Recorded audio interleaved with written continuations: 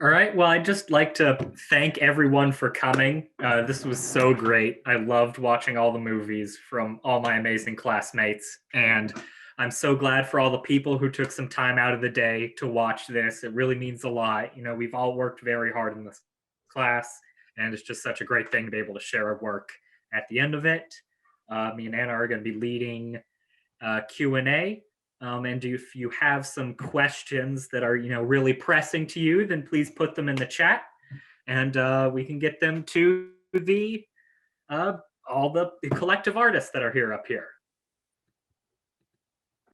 Yeah, so we can just again thank everybody for coming. Just to kick it off with some pretty broad open-ended questions. Anybody's welcome to answer. Please answer. Otherwise, there will be a lot of awkward silence. So now, we've just seen all these films are completed. What was it like to kind of finish these pieces? At what point did you feel like it was done? And what inside of you is just okay, this is ready to submit? I'm just interested. I could start. I think I have maybe a bit of a frank answer, but I really don't feel like my projects are really done. And I think part of what ended up being the de facto reason why is just that most of these were finished the night before. And I think it's really great that I have this chance to put them out there and see what people think and whatnot. But I'm really excited to go back and keep editing these and um, get really, really into the details and make it exactly how I want it. Also, I guess to extend that commentary just on enjoying the process and learning and developing our process as we make each other make new films. A lot of that I've learned from making the film that was shown here. I've applied to my final film and other films that I'm making. So I feel it's definitely an iterative process where I get to learn more and just adapt as I go on, and try not to feel so bad about mistakes that I make, because I know it's just growing. Yeah, that was my piece. Okay, well, thank you guys for those wonderful answers. I too never feel like what I make is done. Even when I was watching it, I was like, I see 3 corrections I could make right there, even after viewing it. And I think that's part of the beauty of it.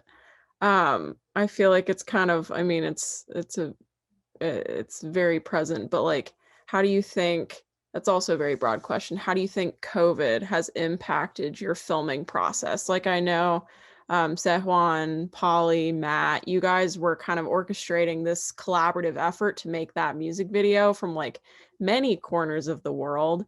So what was that process like for you? Do you think that it taught you anything that you didn't expect going into it? I think Matt could talk a little bit about that, but I think that one of the most interesting things that I've discovered is that without having enough time not enough time, but we could have spent more time doing the pre-production, and even that, even though we didn't spend enough time, I think C1's handheld footage was great, and Matt was able to combine that with some of the stuff that he improvised on the spot, and just knowing how we interpreted the music in a way that allowed us to kind of combine the improv with the movements, even though they were not planned. And that was something fascinating, I thought, and I was very surprised by that. So kind of this collaborative spirit without even pre-planning it. That was interesting, yeah. But maybe Matt or Siwan can talk about that a lot. I mean, more. Juan, how was it for you working alongside your collaborators across an ocean? Well, well, one thing I can definitely say about my experience with the project is that it went quite smoothly and much easily than I expected it to be. Apparently, I was the only one in the whole team who wasn't actually on campus, and I unfortunately did not have the chance to meet up with the other 2 wonderful members of the team to actually do the filming and the post-production processes like color grading, editing, and other things like that. But yeah, it wasn't as difficult as I expected it to be. And from this very experience, I realized that collaborative work could be done in much diverse ways than we expect. Like we can even do it even though we are like miles and miles away from each other. So yeah, that's one thing that I definitely learned. And yeah, that's what I can say. I have a question. All of you, your work is so rich and complicated, and I'm curious why you chose to present the film that you presented tonight, and if you could talk a little bit about the journey of that film in particular. And so I guess I'll call people out. Let's start with Michael and Snowboy. Can you guys hear me? Yeah. So I actually just found out that I didn't need those headphones with the T-level sound. I thought my laptop mic didn't work the whole term, and then I found out a couple days ago that it does. But I chose. That couldn't have been the same without that whistle. So Yeah. You're good. I chose this one, Snowboy, because I thought it was the most fun to watch of all my films. My last one was definitely, my final project was a lot more, yeah, just not very lighthearted and not very cheerful. And this one took the most, Snowboy took the most work for me, like on Adobe, and stuff like that too. So I was most, yeah, it was just the one that I was most proud of this term. And someone asked in the chat earlier how we chose our songs for the movies, and I just had a playlist. I was listening to just a bunch of music, and trying to time it with the video to like when he gets sad and stuff, and I just thought, so I still have this playlist of like 30 songs that they all kind of worked with the video, but yeah, I just liked the one that I chose in the end. All right, and I'd like to pose this question to Sehwan, because he had two great movies, which had kind of an interesting thematic and aesthetic connection. So I'm really interested to hear how he chose which one he wanted to show. I actually had a really hard time deciding between like the original silent film project that I had, the first one that I had, and this final product that I made for, yeah, the final project. But I ended up deciding to showcase the final project because I thought it was more me or more of a work of my own. And I thought the theme or the story or the overall mood of the film conveyed like what type of artist I intend to be, like better than the silent film project did. And for some reason, I was more emotionally drawn to the final work, so I decided to go with that. But it really took me a long time to decide. Kiera, how about you? The project that I did was like my first project for this class. And I think I chose it because I found my style through just like experimenting and like just jumping jumping into what I just thought would be cool and would be a cool experience, and it just really coming to life, and me being able to like iterate it over the term into this final project, which I'm really proud of. So I originally started out, I think, with the like concept of doing a day where I just intentionally did something or intentionally did everything for me or for like self-care, and to just, I don't know, make time and space for me to think. And it evolved into this where I could, I guess, like specifically or think about like praxis and like how self-care and like community care is unified through just building yourself and setting that intention. And like in it, I got to like say a quote from like Aretha Franklin about Angela Davis when she was originally incarcerated. That was what she said, and I got to like speak it into my voice and like I don't know, practice a lot of like the daydreaming, which I feel like I do, and is like the artistic practice that I got to explore. So yeah. Wonderful. We have lots of questions coming Yeah, in from absolutely. Professor Mack. This question is for Grace. How has your practice evolved by incorporating moving images and creating / mimicking indexical relationships between image and sound? I mean, yeah, I feel like my practice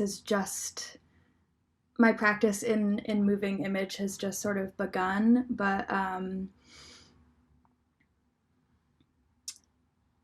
it's given me actually a little bit more room to play, I think, with sound in performance. I guess I come from a performance art background, and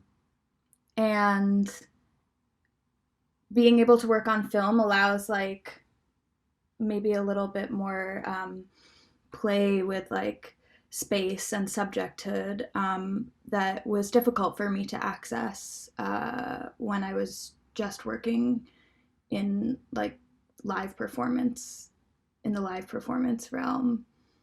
And also working in film has kind of allowed me to bring all sorts of different aspects of my practice together. I don't know if this is really answering your question, but like to bring together like sculpture and performance and like my interest in ASMR and then film in like, I don't know, in the second film that I showed, the way that all of those things can kind of turn into the screen itself, if that makes sense. Yeah. No, your film was like, it was beautiful and beautifully unnerving, like in the beginning, like sitting there, even like as like watching it progress throughout the class. I loved it. It was so cool, especially the color palette was insane. I wanted to turn a next question to Audrey about her final film. I want to know like what was your inspiration? Like I feel like we learned so much about just sitting on that bus, and I felt like I was there. Like I kept looking up and I was like, I think it was the movement and the sound and like the little pockets of conversations that you got. But how did you come to this idea? Well, I was inspired by Agnes Varda, who was inspiring pieces earlier, and then a piece that we watched in Jeffrey Ruoff's class on the New York subway. And then what's that one you showed me, Iabo? Hotel 22. Hotel 22, which I actually hadn't seen before I proposed this project, but then after seeing it, it was kind of the perfect inspiration to before I actually got on the bus. But I'm really interested in documentaries, so I knew I wanted to do something down that route. I'm a geography major, so I think about transportation all the time, and I really like riding the bus, and it's really meditative. So I originally proposed it or I was thinking about it for my silent film, but then didn't end up doing that. And so I had this idea in the back of my mind for my final project and was excited to interact with the greater community and bring sound and image all together. Yeah, does that answer your question, Anna? Yes, it totally does. I think it was also like such an interesting way to see more. Like I feel like we're in Hanover, like I'm in Hanover, been here for months, but like I've never seen it from that perspective in such a way. So that was really cool. All right, and there's some questions in the chat, and I think these the questions in the chat resonate very well with what Audrey just said. Jody Mack asked how Maya Deren influenced Person A, which I just have to say was amazing. And I also saw Andrew asked Michael what his influences are. So going off Audrey mentioning Jeffrey Woff's film she watched in Jeffrey Woff's class and Agnes Varda, I think that's great for you two to also talk about your inspirations and how you kind of balanced inspiration with finding your own voice there. Maya Deren resonated a lot with me earlier this year when I watched Matches of the Afternoon, and I was very inspired by her collaboration with who I believe was her husband at the time. And I thought that that'd be very interesting to try and kind of recreate in this COVID constrained settings that we had at the very beginning of the term. I went for kind of more like flatter image, and I thought that it'd be interesting to explore again how like movement can be conveyed through this like flat image. And I was going to talk a little bit about like the relationship and dynamics between human and our strive for like making our space inside and outside ours, and then like how that the dichotomy with like nature and how expensive that is. And I think that Maya Deren is great at kind of conveying this inside and outside space in her films and being very kind of homemade / amateur about that. And I thought that'd be interesting to recreate that or try to recreate that in my own work. And the first kind of draft of the film didn't have the projector in it. And then the second version of it that I prepared for like this final screening, I added the projector, and I thought that that kind of added a new layer of complexity to it, which I thought kind of, I liked the second version much more because of that. So yeah, Michael? Before making Snowboy, I think I'd been watching a lot of the Disney Pixar shorts, and so I guess I was kind of hoping to make something with the same like sentiment of those. Like, I don't know if you've seen the Lava one or Burrow's. Burrow kind of, now I think about it, is the most similar one because it's about, or it's kind of like it's about friendship and stuff with like cute little animals. I guess I was mostly influenced by Disney shorts, yeah, with that one. Polly's answer reminds me of how important kind of post filming effects are. There's a lot of great editing going on there, visual effects. And Jenna, I also noticed that your movie had some kind of interesting things going on with the lighting and the way that it was played with and the color correction. So I wonder if you could talk some about kind of how you went into the editing process and what kind of things you were hoping to accomplish after you were even done filming. Yeah, so my project at first, when I submitted it, was definitely, I realized that I needed to change like a lot of the color correcting. At first, I had a lot of clips with snow in it, and then it was very overexposed. So then in my second time around editing, I filmed a lot of different clips, and I wanted to focus a lot more on the editing that I had before. And especially that drone shot, it kind of seemed like kind of a vintage shot to me, which I wasn't expecting. Back after I put it like in Premiere Pro, it just looked like that. So I kind of wanted the rest of my video to go along with that, and just I kind of just wanted it to be bright and colorful, like it went along with the video and the lyrics in the video, and kind of just relating it to what's going on today and how spring is coming, and then how Corona is hopefully soon ending. So that's kind of where my coloring and editing inspiration came from. For Anna, I wanted to ask, how did unforeseen circumstances such as the COVID outbreak kind of lead you to making your experimental kind of impromptu self-reflexive portrait called Moth? Yeah. I don't know. I kind of struggle with the fact that so much of my filmmaking, and I'm sure other people can relate to this, have been like colored by all of this stuff that's been happening. But I mean, it is a reality that it's what you're making is a reflection of not only yourself, but yourself in the context of everything happening around you. And I think that was important for me to keep in mind.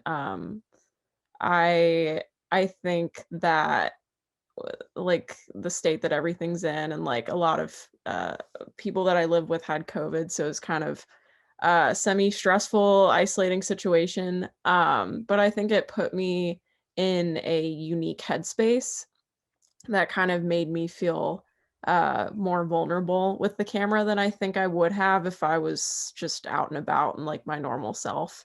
So I kind of saw it as an opportunity. I like started my Premiere file and I labeled it uninspired just because I could not for the life of me like think about what I was going to do. And I just like kind of started filming the world around me, and it felt like weirdly it's not looking like seeing myself and everything, but it's seeing kind of everything in myself. That's, I don't know if that makes sense. Just kind of like the spookiness of the trees, the moth trapped in the glass, the leaf trapped in the water. It felt like it kind of worked. So I think I don't know, I just kind of found myself in that situation and it panned out that way. Thank you, Hanlon, for that question. Hanlon, I think I zoomed for many hours on both projects, so thank you to Hanlon. Question. Another one from Jody Mack. Okay. Thank you, Professor Mack. This question is from Matt and Kira.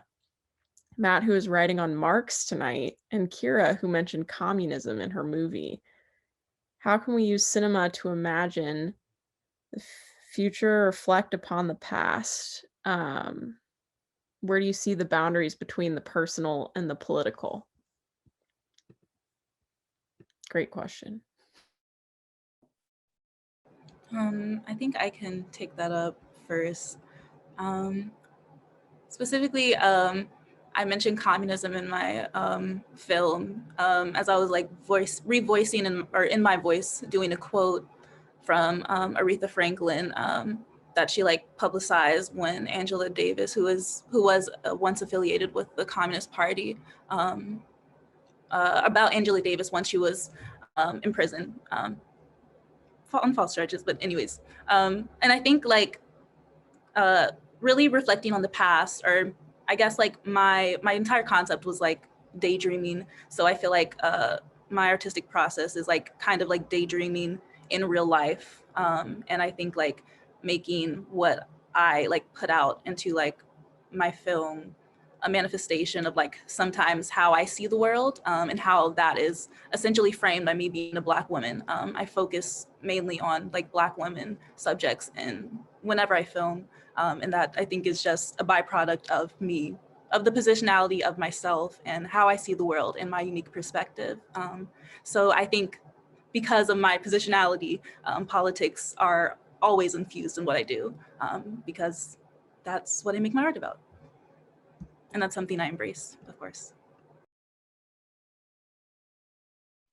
All right, and I'll try to answer this question as well. My actual movie, I don't think was very explicitly political, although I think if I was making some longer form works, I would ideally want them to more kind of explicitly, directly deal with more big scale topics. And I do think that kind of in a roundabout way, my movie about kind of passion and madness was about toxic masculinity, which I think is a very social, political question. And I think, it's about finding meaning in your life and kind of the problems or feelings of exhilaration that can come with that. I mean, the issue of finding meaning is very much a political question, because I do believe that the individual and what they find purposeful in their life is constituted by society. So, on the question of kind of the boundary between the personal and the political, I think, in my work going forward, I'd like to deal with the two at once. I'd like to deal with the political through the personal. I'm always very much indebted to emotional films that go into a character's mind, but I don't think that can really ever be divorced from the context in which that character exists. And I do think it is kind of the good aim of a movie to help people in either see potential cracks in the society they live in, or to imagine better futures that are possible. I just have to like clap for that, but also like I also want to add on, like, I feel like art is also one of the only, is a privileging act, because it is one of the only realities where you can directly, like as an oppressed or marginalized identity, create what you want to see in the world. So physically having that agency to create what you want to see, and creating liberation, creating freedom within the present, and not it being something you have to like strive for in time. It is a power of film and art, and that is the beauty of a lot of things that we're doing today. Yeah.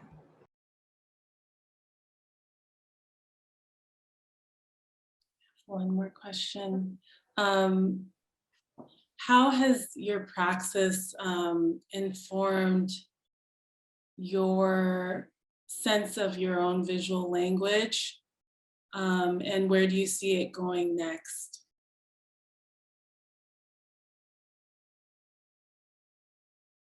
I would love Jack to answer that question if that's okay, because I'm very interested in hearing what you think about that.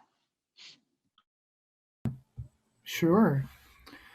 For me, all of the films that I made in this class were largely out of somewhat of a practice of self and contextual observation, which I think ended up working sort of by default, just because the condition of COVID is already very limiting to being in isolation with oneself and going through a particular routine through the workday to home, getting tested, and then doing whatever other things that one does. And I, I found it to be a good practice. I found it helpful in sort of grounding myself in the moment and not being too disconnected from the sort of like aesthetic appreciation or the aesthetic sort of disliking of what this period is sort of meant to me. Um, I want to say that in terms of using the camera going forward, I just hope to be able to make films that have more of an overtly um, sort of social character about it, which again is a really, really hard thing to access right now. And particularly um, my background with the camera is more photographic. Most of my experience being in street photography before um, taking this class, and just sort of thriving off of the vitality of the chaos of the street was definitely something that really really guided my usage of the camera. And to not have anything that's even remotely like that has been quite a bit of a challenge. And I actually feel that I probably learned some things that I really would not have otherwise noticed by basically just doing films that were nothing but me and my routine, which for me ended up just being driving to work, getting COVID tested, practicing organ, and then looking out the window more or less, with only maybe a few scenes that had any other humans in it. And I just wonder, maybe in some regard, how I see differently as a result of this period. But I'm also really interested to see how other people are seeing with their camera once we can all be in public together and share space in a meaningful way. Yeah.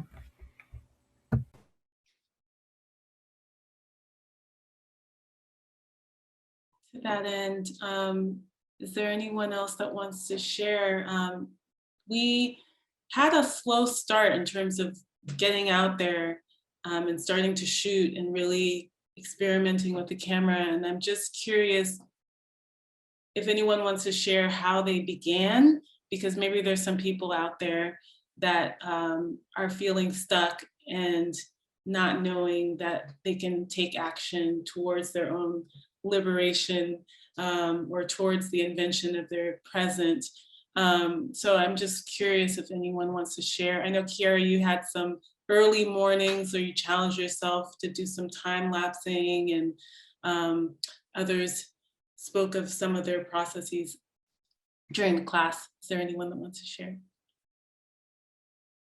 how they got started? Grace. I can share. Yeah. Because I definitely feel like it was a slow process for me, and it felt really strange for a while. I mean, I think that the way in that I found, I had a couple of different cameras at my disposal. One of them was a DSLR, and the other was just like a really bad camcorder. And I was trying to figure out the DSLR, and I felt like there were certain barriers to entry that I was just not wanting to have at that moment. Partially because I was just going through a really rough time, and like everything felt hard.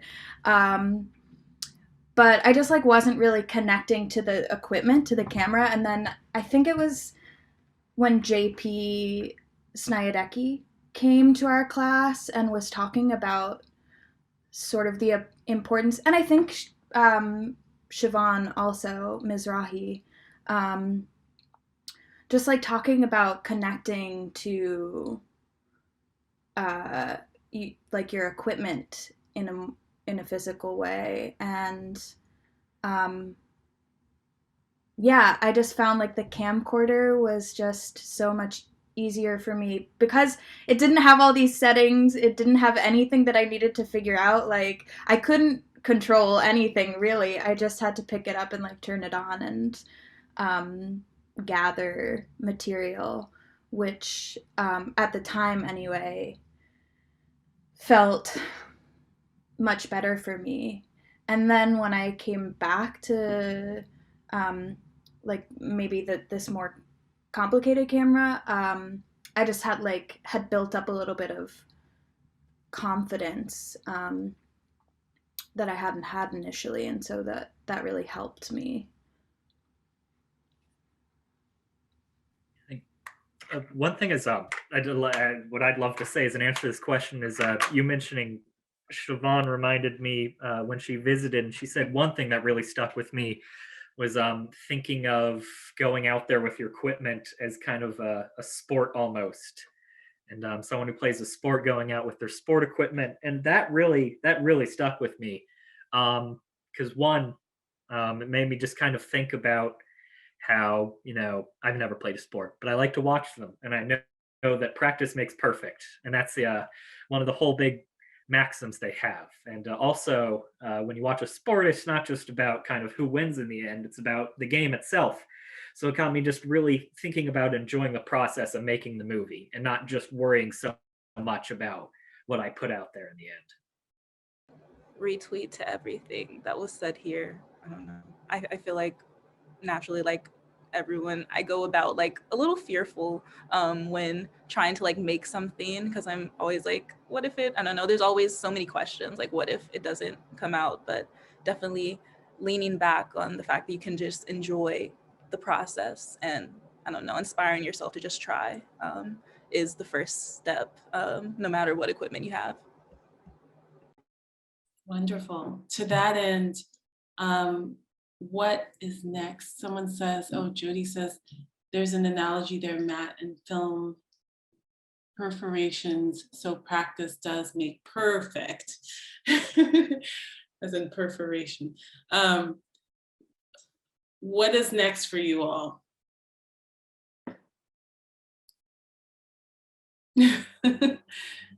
Filmically speaking.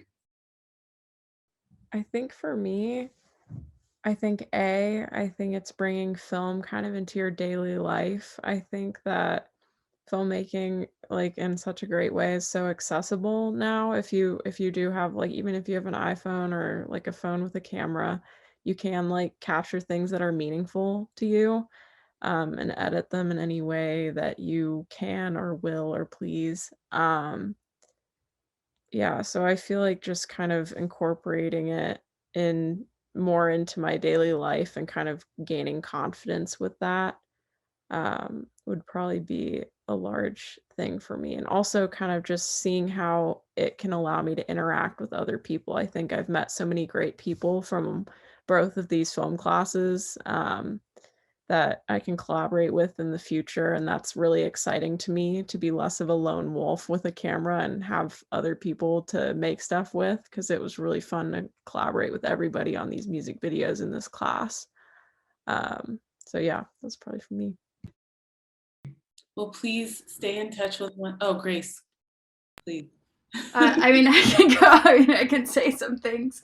I mean, for me, I just think I've discovered like how incredible the space of like filmmaking can be for world making and for like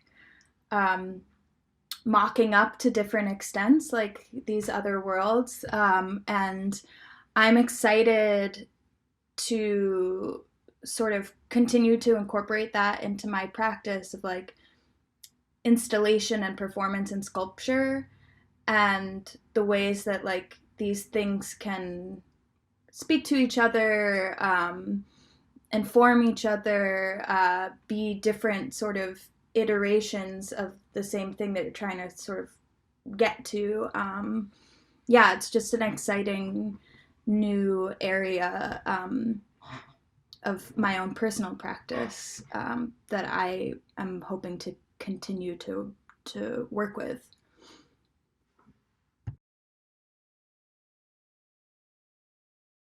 Go for it, Kira. Also, like it's very similar to kind of what I feel like Prof. Jody Mack was asking about. But next term I'm doing a fellowship with Ronner Library, the Historical Accountability Fellowship, and I get to like, along with my research, make art that is inspired by like me studying the history of like student groups mobilizing at Dartmouth.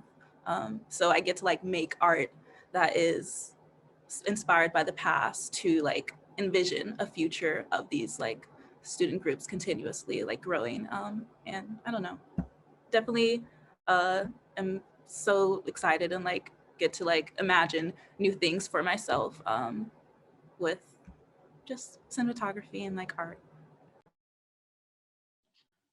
Adding on top of that, I agree with Anna's thing about collaboration. It's my second term at Dartmouth, and being able to collaborate in both of my classes in my full term and this term, that was fantastic. And I hope I'm taking documentary with Professor Rudolph next term, and that's very, very exciting. Being on campus and filming something, it's great with other people. And thank you for Matt and Siwan for helping me do that this term. It was so great to be in the same class with Jack and Grace. I am so excited about sound now and like exploring soundscapes and atmospheres and everything. So I'm hoping to get to do that and in my Dartmouth career as an undergrad. And also film. My third project was shot with Super 8. And that didn't get developed because of the camera issue or something, or maybe it's me. So I'm excited to go back and revisit the same project with 16 millimeters maybe, and that would be very, very exciting. And also exploring my artistic voice. It feels like coming to Dartmouth, I thought that I knew what I was doing with like my practice and everything, but I have no idea now, and it's great to go back and start building everything from scratch. So yeah, I'm very excited about that. Well, we have some awards, but first I just want to thank again the team, that's invisible team that works really hard to make everything happen. Peter, Everest, and Hanlon, you've been an incredible force in this class and an incredible presence. I also hope that you all will stay in touch with each other, because that's why you're in school. So I'm gonna have Hanlon read, and my voice is a little strained, but Hanlon read the awards, and I will share the, oh, Anna, did you wanna say something else while I'm getting I just wanted to thank you also, like definitely Peter, thank you for facilitating this and getting all of the cameras. Like it literally would not be possible. And thank you for waiting outside of BVAC like 30 million times for everyone, and Hanlon and Everest. But Professor Kwayana, like taking a production course over Zoom is already difficult, but being able to like teach it effectively and like be in tune with your students, that's truly a feat. And you've done that in not one, but 2 courses this term. And that is admirable in like a million different ways. So thank you from us for being also just so passionate about what we're making. I think nothing is more like makes you more excited about filmmaking than when somebody you admire shows that they care about what you're making. So thank you so much for your support that's always there.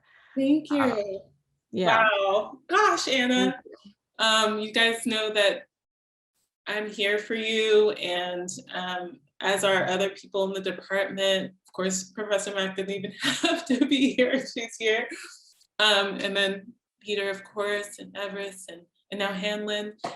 So thank you. That's really meaningful because I wanted to show you all so much more than I could in this time. But I would like to now present you with some fun awards before we close. And then also before I do that, please exchange numbers with each other as well, because this is why we come to school, to know each other. All right, Hanlon, take it away. Okay, I'm really excited to announce these. So first off, we have the Philosophical Earthquakes Award.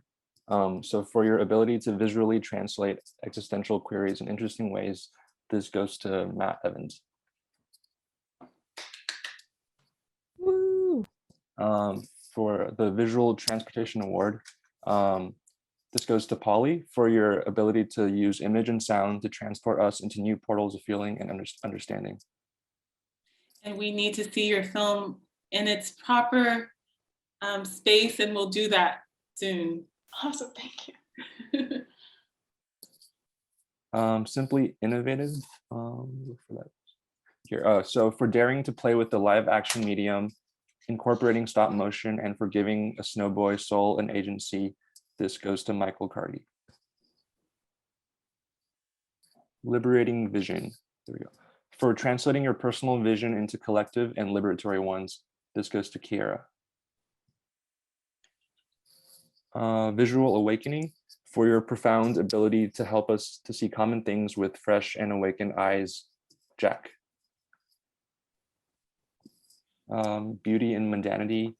I don't think Katie is here, but for translating the contradiction of experiencing loss with the mundane things one does to avoid feeling it, Katie Foreman. And bold new worlds. For your consistent, thoughtful, and bold voice and readiness to bring to life the dynamic worlds you see in your mind's eye, this goes to Eduardo. Seeking embodied catharsis. For using video making as a tool for having an embodied transformation, this goes to Jenna. Varda and Ackerman Footsteps Award for including and not erasing your subjectivity and for your love of realism, humans, and nature to connect with the world around you, Audrey. Devoted practice. For your continued commitment to honoring the sanctity of your practice through play, performance, and bearing witness, Grace. Multi-dimensional Luminary Award for your ability to portray complex situations with simplicity while still amplifying complex worlds, Sehwan. And Deep Looks Inside and Out for pointing the camera outwards, but also embracing a self-reflexivity by turning your gaze inwards, Anna. Yay. Yay, you all. I'm gonna miss you so much, and please, again, stay in touch. Continue to work on your praxis. The theory is important, but your voice is so important, your own voice, and you acquire that through continued embodiment. That's how we become more tuned to our voice. So thank you for playing with us today, not today, during this quarter. Thank you for pushing back where we needed to push back. Thank you for problematizing. And thank you for growing. You all, I would hire each of you. So, and any last words before we, and Lauren King says, great work all. Oh, thank you for, to Jess also, Smith in the digital lab. And all the people, did I miss anyone? Also to Jeff Ruoff, Jody Mack, Mary Flanagan, all of the team of production and theory courses that support you all so much. Thanks so much for supporting these students.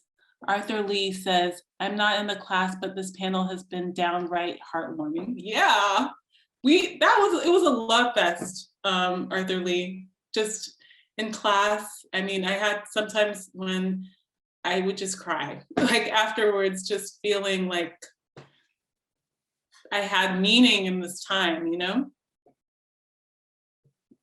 Oh, Katie.